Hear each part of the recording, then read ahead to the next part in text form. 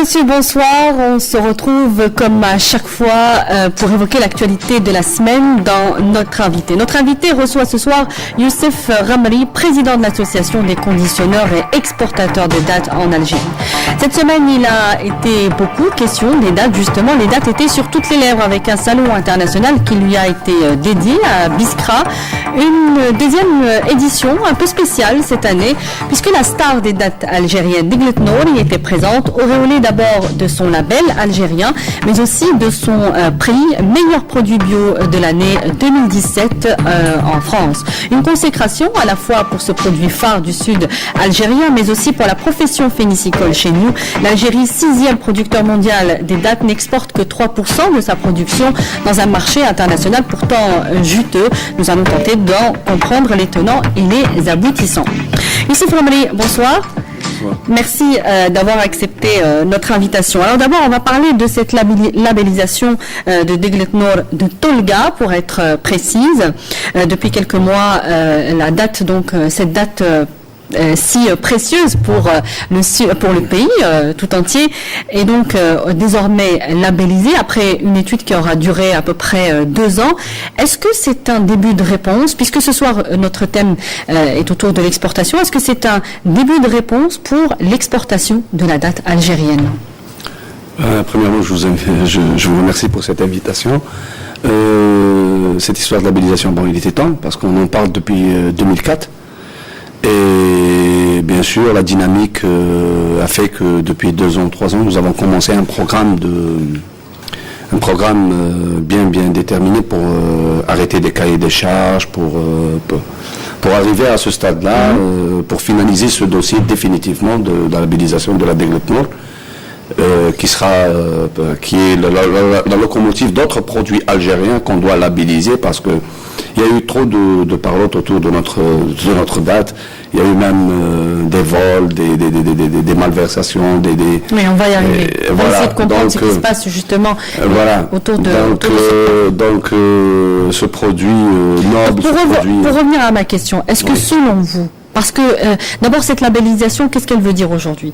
C'est une identification géographique, c'est un repère aujourd'hui pour ce produit algérien qui n'existait pas avant.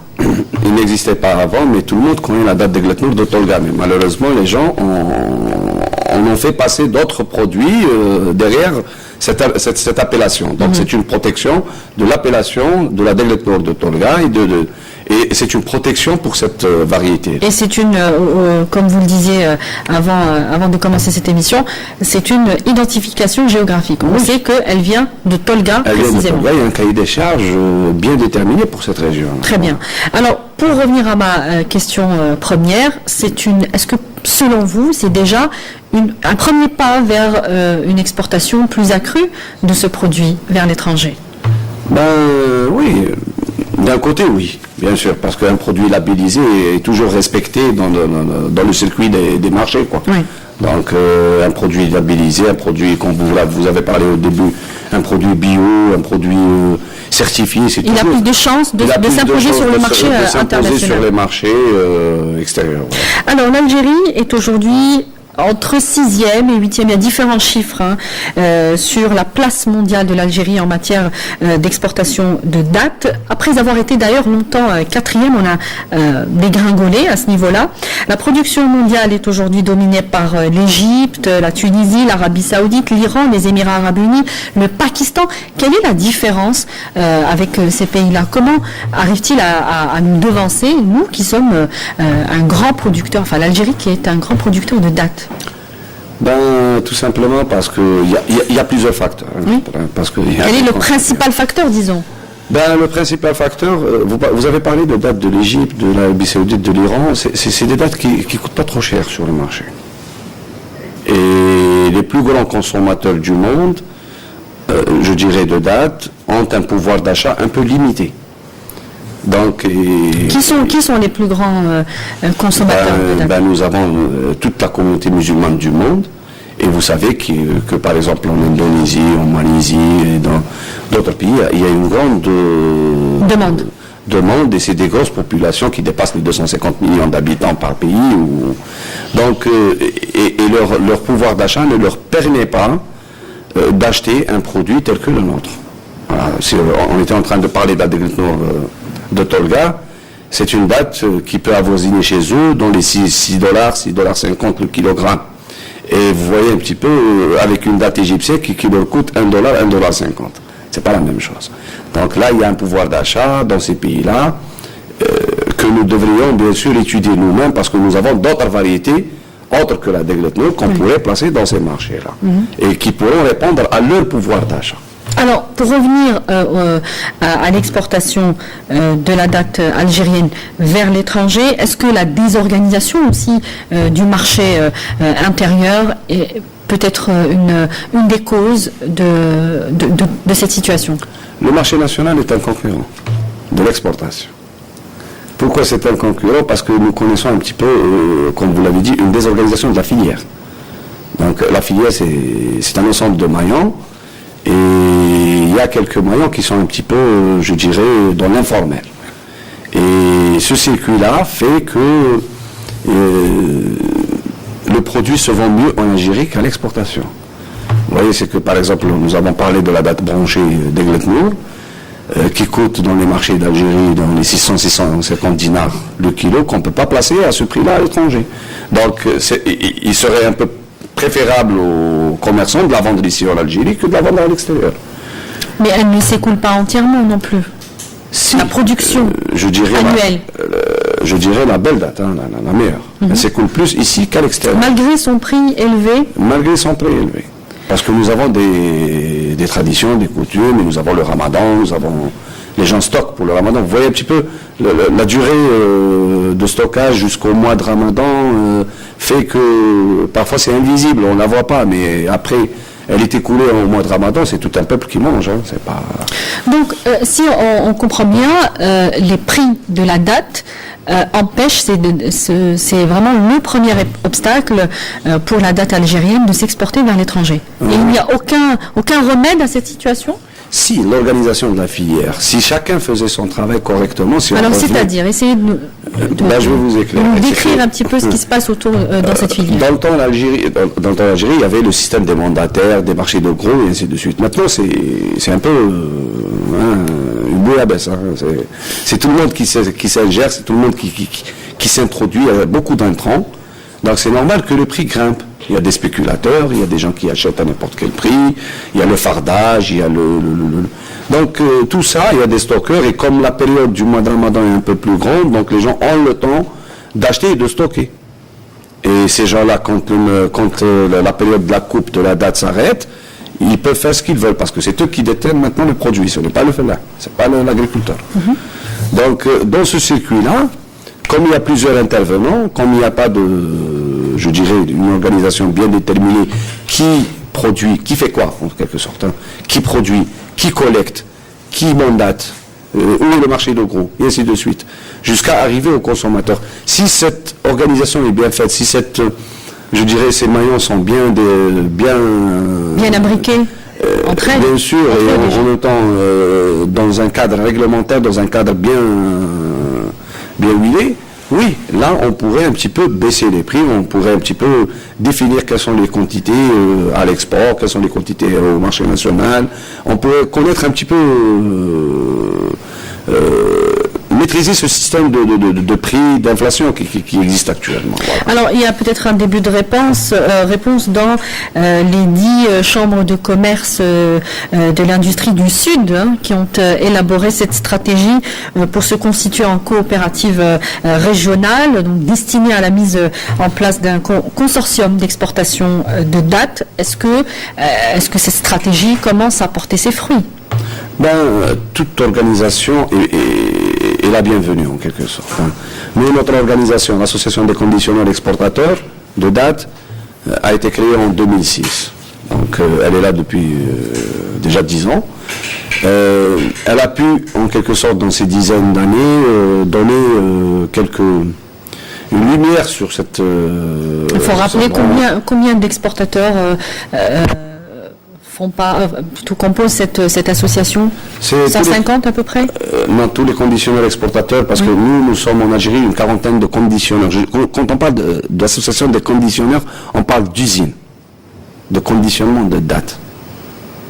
c'est pas des négoces, parce qu'il y a une différence entre quelqu'un qui a une usine de conditionnement et quelqu'un qui fait de l'exportation. C'est un bureau d'affaires ou un import-export, quelque chose comme ça.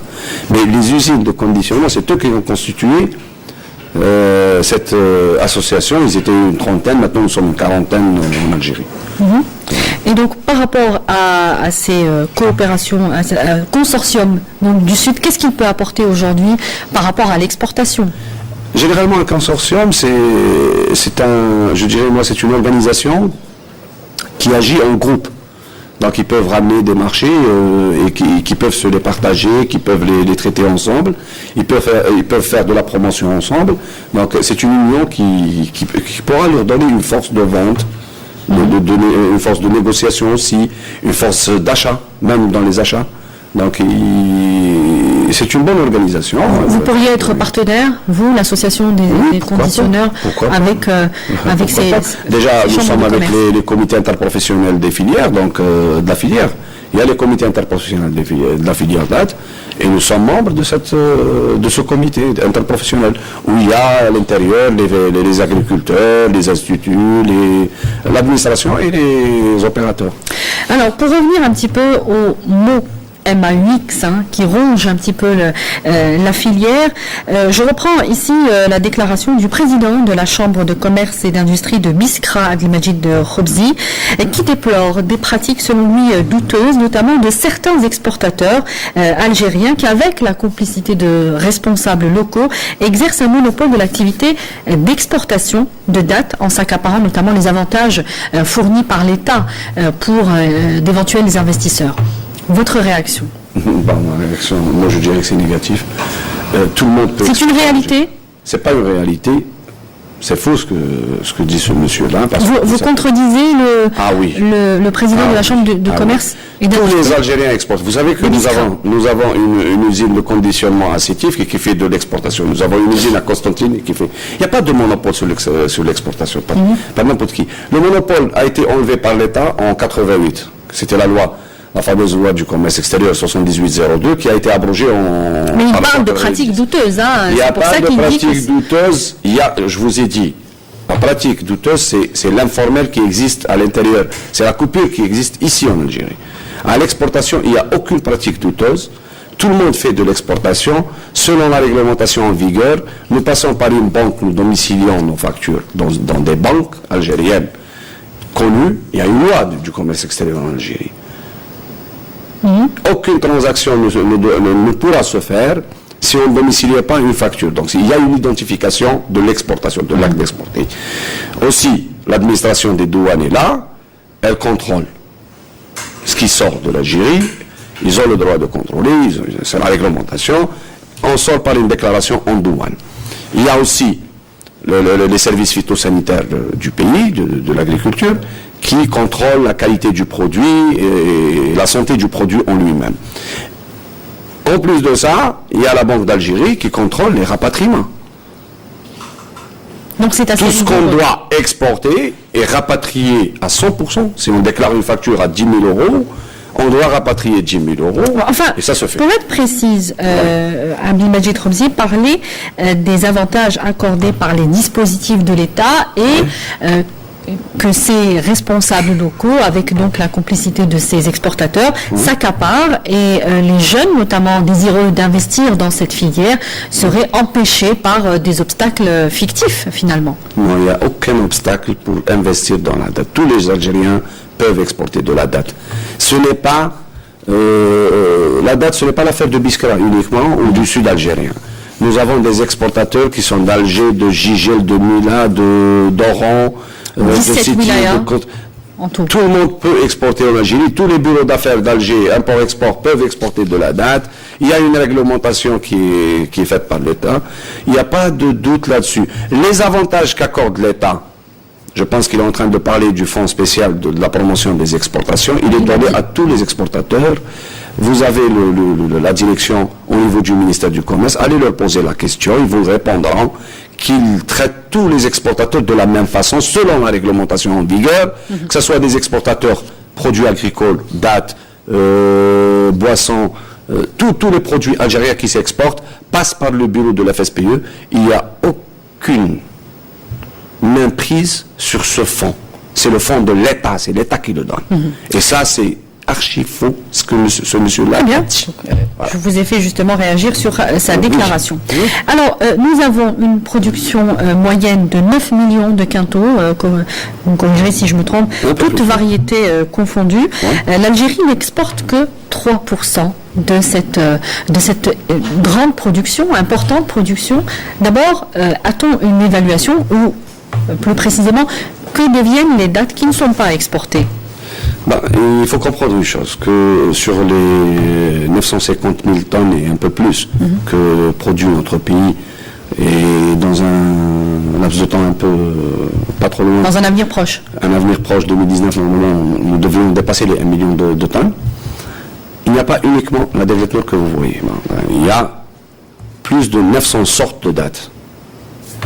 50% c'est la variété de Deglet qui est elle aussi divisée en 5 ou 6 catégories. Donc le reste et les 50% autres que Deglet Nord, des dattes fraîches et des dattes sèches, nous avons des appellations, des milliers d'appellations. Tafzouin, Timjot, Tekernost et ainsi de suite. Donc toutes ces dates-là, c'est des dates qui se consomment vite fait. Donc c'est des primes qui tombent au mois de septembre, au mois d'octobre. Il faut les consommer vite fait parce qu'ils changent d'aspect tout de suite. Donc c'est une autre paire de manches. Pour la date qu'on peut exporter, il faut faire l'évaluation, vous avez bien dit le mot, il faut faire l'évaluation, combien on peut exporter. Nous avons un marché local qui mange beaucoup. Si on parle de l'exportation réellement... Combien on écoule dans le marché local d'abord? Parce qu'on n'a pas une visibilité sur... on ne peut pas avoir une visibilité tant qu'il y a des fuites aussi. Oui. Il y a des fuites. Qu'est-ce que vous appelez fuite? Il y a de la contrebande. La contrebande. Il y a la contrebande. Il y a la date qui sort. D'accord. Est-ce qu'il y a là encore une évaluation sur ce qu'on perd dans... écoutez, nous sommes des opérateurs économiques. Ouais. Ces chiffres-là, vous avez sans doute on ne peut pas les donner comme ça, on ne peut pas tromper l'opinion, mais il y a il y a là où on peut vous répondre concernant ces histoires-là. Il y a le troc qui se fait au sud aussi, mais il en consomme. On a plus de 60 000 tonnes qui partent dans le sud, dans le troc, dans le subsaharien. Ça, c'est un autre marché aussi. Et on peut le compter comme de l'exportation. Parce que si on vient rajouter les 60 000 tonnes qui partent derrière, plus qu'on exporte, parce que les chiffres que vous avez, les 3% dont vous parlez, c'est l'exportation légale qui part officielle vers le... Mais le troc aussi est officiel, malgré qu'il sort. Il faut expliquer la tradition du troc entre les pays donc frontaliers au niveau du sud, c'est ce que vous dites. Voilà. Ouais. Et ça, il faut expliquer que c'est une tradition aussi. C'est l'exportation, parce que ce troc-là ne se fait pas gratuitement. Oui. Soit il se fait contre des produits qu'on ramène, donc il faut chiffrer ces produits, il faudrait évaluer cette grande quantité qui sort derrière aussi. Malgré qu'il sort parfois de son cadre réglementaire, parce qu'il y a un cadre réglementaire, mais c'est une quantité qui sort. Les frontières de l'Algérie sont grandes, aussi nous perdons un peu de dates, qui sort un peu de partout. En plus de ça, moi je parle du voyageur algérien. Le voyageur algérien, ça en sort dans les malles, des voitures. C'est toujours de la contrebande. C'est de la contrebande. Tous les Algériens qui partent en voyage à l'étranger, qui partent à la Mecque, qui font l'Umrah, le Hajj et tout. Ça c'est la consommation personnelle. Moi je parle mais c'est des quantités qui sortent. Attention, c'est des quantités qui sortent. Toutes les familles algériennes ont une famille à l'étranger, ils leur envoient de la date aussi. Ça c'est des quantités qui sortent. Tout le monde mange avec nous, quoi. Donc je dirais que voilà, ça s'explique. Mais attendez, il y a aussi dans la production les pertes. On a des pertes d'année en année.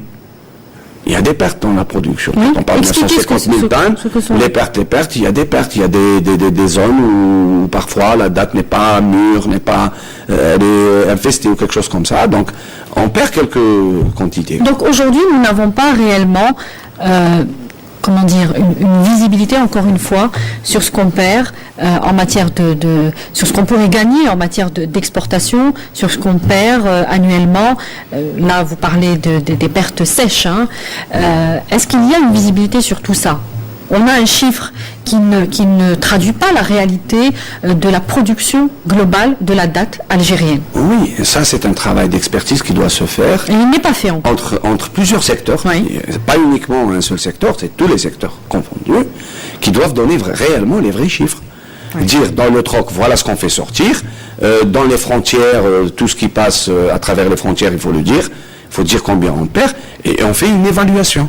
Et là on va trouver qu'il en sort plus qu'il en reste en Algérie. Alors, il y a une évaluation qui est importante pour nous, c'est l'exemple tunisien qui détient une part de 22% du marché mondial.